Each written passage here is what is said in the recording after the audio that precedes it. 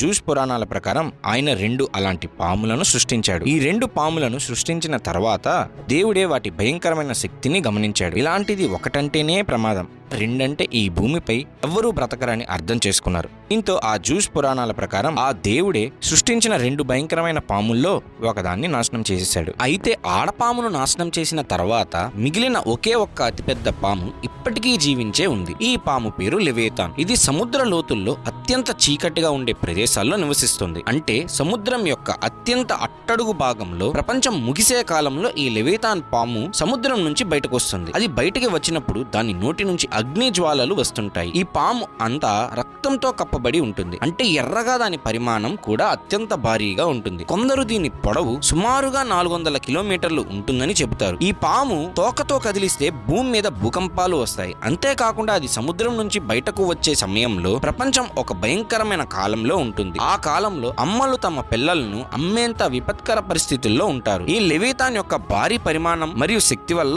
భూమి మీద భయంకరమైన విధ్వంసం సంభవిస్తుంది.